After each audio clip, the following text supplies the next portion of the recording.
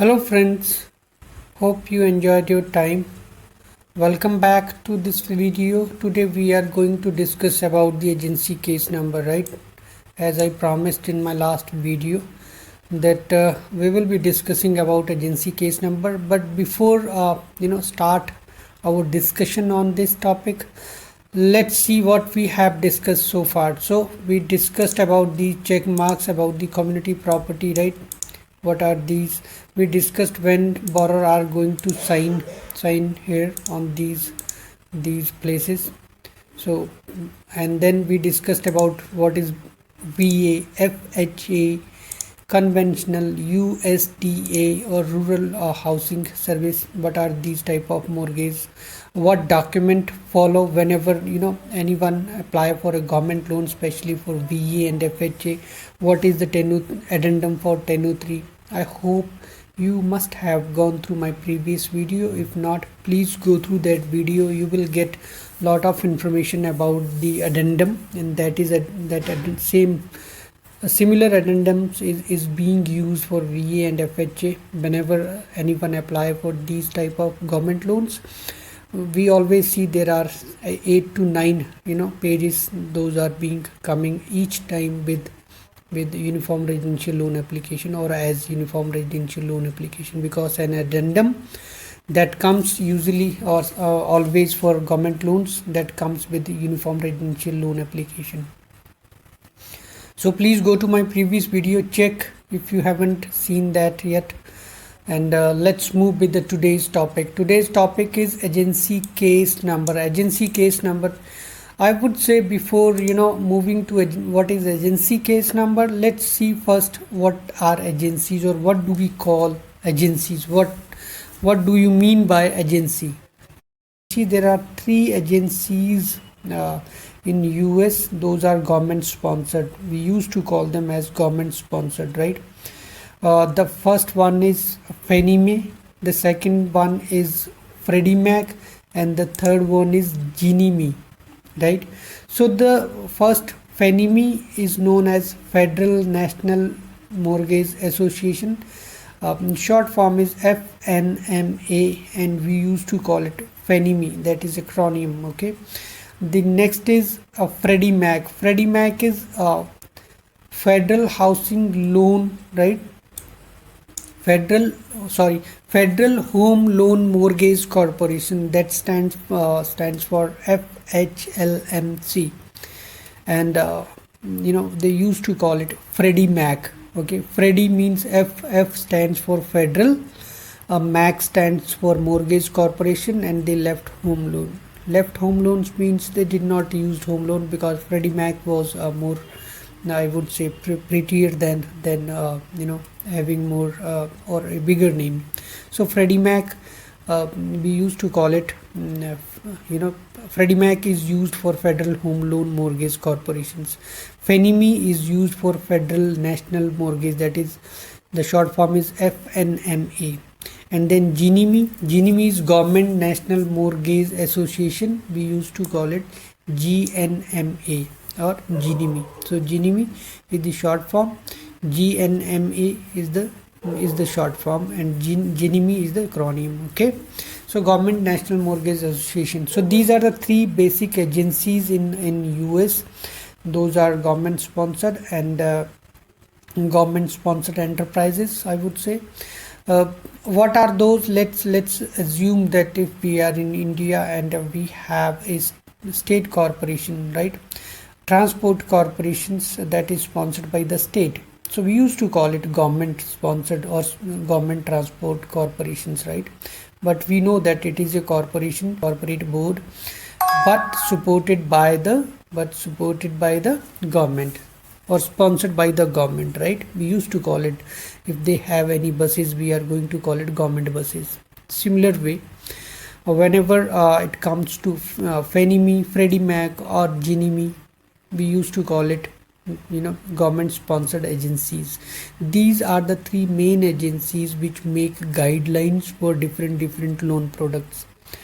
Whoever follow these guidelines of these agencies, they can sell their loans to these agencies. So what happens, let's go back to the mortgage cycle and see how it takes place.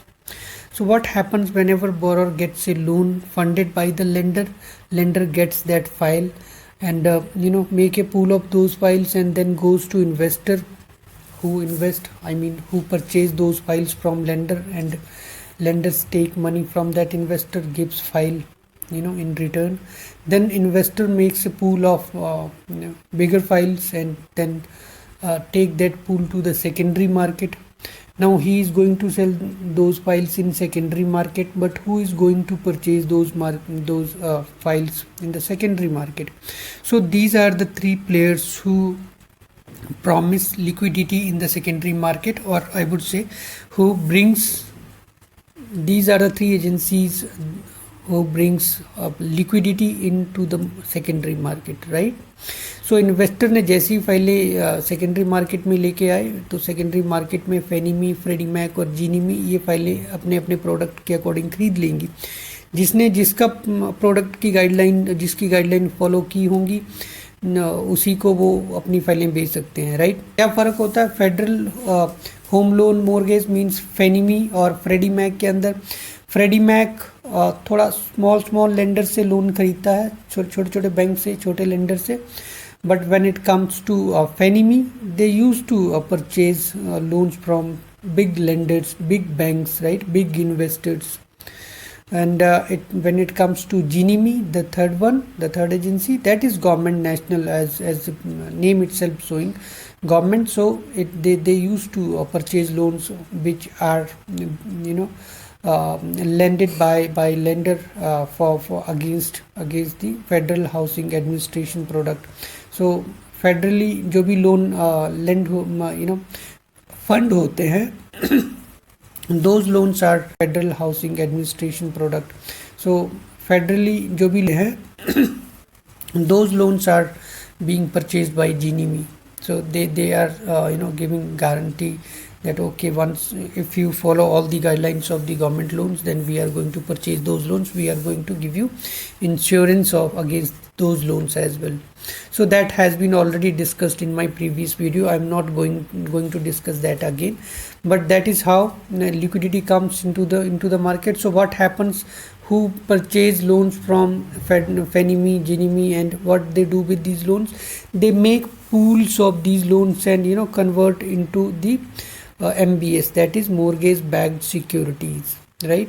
Those mortgage backed securities are again sold to the banks, to the lenders, to the insurance companies, and they make bond of those bond like mutual funds bonds. They used to convert or make bonds against them and sell them again in the secondary market or in the banks to the common man like us who first borrow the loan and then again purchase those bonds, mutual funds from the secondary market and invest money.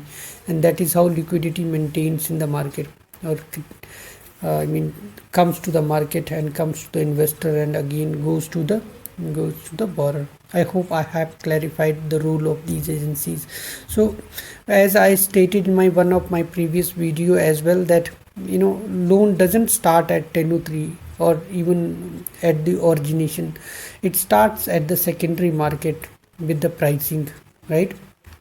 So first of all, a lender who is going to give a loan to borrower first going to the secondary market and will be searching for an investor there who is going to invest.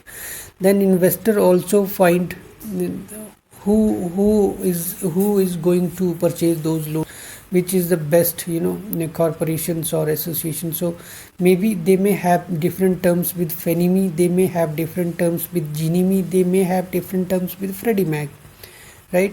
So accordingly they are going to give instruction to lender, if please give loans according to the Fannie. I will purchase loans from all loans which you are going to lend according to Fannie guidelines. Or some investor may say that no, I'm not going to take loans if you are going to lend according to the Fannie. I will be only purchasing loans from you which will be lended according to the Freddie Mac guidelines. Okay, so that is how loans being sold in the secondary market or being created in the primary market, I would say, at the time of origination, right? So that is why that what let's come back to the agency. I'm very much sure that you must have now fair idea what are agencies and what are their roles, right? What they do in the secondary market, how they bring liquidity to the market, right? Let's take the case number. What is the case number? So case number, what happens, why it is required here, what happens कि जैसे ही हमने किसी investor में, as I told that investor पहले ही बता देते हैं कि हम आपसे फैनीमी के लोन ही लेंगे, या हम आपसे सिर्फ परचेज़ करेंगे फ्रेडी मैक के लोन, या हम दोनों परचेज़ करेंगे, आप जिसकी गाइडलाइन फॉलो करेंगे हम वो लोन परचेज़ करके आगे सेकेंडरी मार्केट में उनको बेच देंगे, राइट? बट होगा क्या कि जिसका भी हमें who is going to decide whether I follow while lending the loan or while approving a loan, which guidelines I followed, right? So instead of just to follow the guidelines, I need an approval from direct approval from these agencies. So what I will do, in agencies के पास अपने एक automated system, अपना एक engine होता है, right? उनका नाम होता है, लाइक फ्रेडी मैक का इंजन है लोन प्रॉस्पेक्टर, दैट इज एलपी, और AUS ऑटोमेटेड अंडरराइटिंग सिस्टम कहते हैं उस इंजन को, जिसमें ऑटोमेटिकली पूरा का पूरा उसकी स्क्रूटनी होती है, एनालिसिस होते हैं, they provide us a decision whether loan is approved और not, right? So each agency has their own engine, and so जो फ्रेडी मैक का इंजन है उसे LP कहते हैं, लोन प्रोस्पेक्ट। जो फेनीमी का इंजन है उसे DU कहते हैं, डेस्कटॉप अंडरराइटर, और जो जीनीमी का है उसको GUS कहते हैं, government underwriting system, right? So let's come back to the Freddie Mac. Freddie और फेनीमे में DU, दो तरह के AUS होते हैं, एक DU, एक desktop underwriter, and the second is DO। DO stands for desktop originator, DU stands for desktop underwriter, right? अगर लोन ओरिजिनेट करने वाला ब्रोकर है, नॉट ए लेंडर, ब्रोकर, सो वो जब एक्सेस चाहता है फेनीमी से कि ओके मैं खुद ही जाके अप्रूवल चेक कर लूँ कि इस डेटा पे बोरोर को लोन मिलेगा भी, तभी मैं जाके लेंडर को दूँ, तो उस केस में उन्हें वो भी एक्सेस ले सकते हैं और अपना डेटा उसमें चेक कर सकते हैं कि whether borrower is qualifying for loan और नॉट। बट जब वो उनके पास, क्योंकि उनके पास ब्रोकर का लाइसेंस होता है, तो फेनीमी ब्रोकर्स को DU का डायरेक्ट लिंक या डायरेक्ट एक्सेस नहीं देते, वो उसका सब इंजन का एक्सेस देते हैं, जिसका नाम होता है DO means desktop originator. But when lender apply for access, they provide them the DU access, okay, that is called underwrite, fine। so उनके पास एक ही इंजन है जिसके दो नाम है और दोनों में कोई ज़्यादा फ़र्क नहीं होता, बट ओनली जब उसे हमें ये पता चल जाता है डेस्कटॉप ऑरिजिनेटर, अगर फाइंडिंग्स हमारे पास आई हैं, अप्रूवल हमारे पास आया, हमें पता चल जाता है कि ये ब्रोकर ने रन किया है। बट अगर ये सीधा लेंडर ने फर्स्ट टाइम रन किया है, दैट मीन्स कि ये DU है, तो DU हमेशा लेंडर ही रन करता है, फाइन, ओके। LP या फिर फ्रेडी मैक के पास एक ही इंजन है, एंड दैट इज़ LP। जेनीमी के पास एक ही इंजन है, that is GUS, right, okay. So let's suppose कि हमारा जो लेंडर था उसने फेनीमी की गाइडलाइन के अकॉर्डिंग लोन देना था, उन्होंने लोन दिया। उन्होंने अप्रूवल लेने के लिए क्या किया, उन्होंने पूरा 1003 की एप्लीकेशन को, जो भी डेटा उनके पास है वो डेटा उस इंजन में जाके जिस भी एजेंसी के अकॉर्डिंग उनको लोन देना है उसकी गाइडलाइन फॉलो करने के लिए सारा का सारा डेटा उनकी वेबसाइट में जाके उसके इंजन में जाके अपलोड करना पड़ेगा। उसके लिए वो लोग क्या करते हैं, डायरेक्ट उस DU की वेबसाइट पे जाके सारा डेटा डाल सकते हैं मैनुअली, या फिर अपने LOS को, जो लोन ऑपरेटिंग सिस्टम होता है, उसको इंटीग्रेट करा देते हैं DU की वेबसाइट या LP की वेबसाइट से, और फिर उन्हें टाइप नहीं करना पड़ता मैनुअल, जो भी 1003 के ऊपर होता है वो अपने आप रिट्रीव कर लेती है वेबसाइट, और हमें सिर्फ बटन दबाना है सबमिट का बटन दबाते ही हमारे पास कुछ सेकंड्स में ही अप्रूवल आ जाता है। सो जैसे ही अप्रूवल हमारे पास कुछ सेकंड्स के अंदर हमारे पास आया, हमें पता चल जाएगा कि ओके लोन इज़ अप्रूव्ड और नॉट। बट क्या होता है, कि अगर मैंने एक अप्रूवल ले लिया और अगर उसमें मुझे कुछ चेंजेस करने हैं तो फिर मैं दोबारा से रन करूँगा तो मुझे फिर से दोबारा चार्ज करेगा जो भी वेबसाइट रन होगा। लेकिन अगर मैं जो पहले रन कर चुका हूँ उसी के अंदर कुछ चेंजेस चाहिए मुझे, तो मैं बजाय नया ना रन करके पुराने वाले को ही री रन कर दूँ। लेकिन पुराने वाले को मैं आइडेंटिफाई कैसे करूँगा? तो उसको आइडेंटिफाई करने के लिए उसे हर बार जब भी हम एक AUS रन करते हैं उसको एक यूनिक नंबर दे देता है। कोई भी एजेंसी LP होगी या फिर GUS होगा या राइट या फिर AUS होगा, उसका आई मीन LP का होगा या DU का होगा। Every time I mean each time whenever भी हम नई एप्लीकेशन रन करेंगे फर्स्ट टाइम तो वो उसको एक केस नंबर असाइन कर देगा और फिर हम उसको जितना बार चाहे रन कर सकते हैं। फॉर एग्जांपल कि अगर बोरर ने अभी उसका लोन अप्लाई किया था right, but once he get the approval कि ओके आपका लोन हो जाएगा, आप डॉक्यूमेंटेशन भेज दीजिए इसको वेरीफाई करने के लिए, तो क्या होगा? तो बोरर को लगता अरे 1 लाख का अप्रूव हो गया बट मुझे तो $1,10,000 चाहिए थे, $110,000 चाहिए थे। Then we are going to make changes in the 1003। So instead of running a new LP or new DU, we are going to resubmit that 1003 to that number, that agency case number, whatever। तो जो भी हमें agency case number होगा हम उन्हीं findings में थोड़ी सी modification करके दोबारा से रन कर देंगे and this time we will not be charged any money, right? Because DU or LP needs to be reran many times in a file. As many changes we will receive in the 1003 same time, or as many time we have to run DU again and again.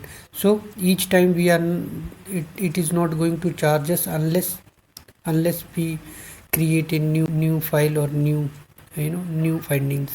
So we are going to use this case number each time whenever we rerun those findings, right? So that is the importance of this agency case number, because it's a unique identification for that file for in that website. So it is very important for us. But similar way, अगर कोई borer हम loan apply करता है, उसका नाम कुछ भी हो सकता है राइट, सेम नाम हो सकता है 10 बोरर के हों, तो हम कैसे आइडेंटिफाई करेंगे कि किस बोरर की कौन सी फाइल है? सिमिलर वे में अगर कोई प्रॉपर्टी सब्जेक्ट प्रॉपर्टी के साथ हम आइडेंटिफाई करना चाहते हैं, that is again not possible, because may be last year भी उस सब्जेक्ट प्रॉपर्टी पे किसी ने लोन लिया हो, इस साल भी लिया है, तो it is going to mess up all the information. So instead of messing up the whole information we are going to give a unique ID, unique number, unique case number, lender case number. So whoever lending the loan, they will provide as soon as the 1003 comes in, they are going to create a new application in the LOS and going to provide it a file number, and that file number will be known as lender case number. Okay, the next term is loan amount, right? Here it is loan amount. When it sounds loan amount, it could be sound like okay, it's just a simple how much borrower required a money, that is the loan amount. But that is not the case. There are many different terms or different guidelines while applying for a loan and writing a loan amount, especially here. So that is an interesting topic, need more time. I don't want to take your longer on this video, so let's suspend this video here, and we'll resume maybe within a couple of days, and hopefully you will have next video you will have more interest, and it will be definitely an interesting one to discuss amount, interest rate, number of months, what is the importance of amortization, important term which should have everyone should have our knowledge or understanding about amortization type, what are fixed rate, GPM and ARM and other. So I'm going to explain all these terms in a length, and we will be diving deep in all these terms. So keep your finger crossed, and we'll discuss soon all these terms as well. Hopefully you have enjoyed the video, and you will enjoy more in next. Thank you.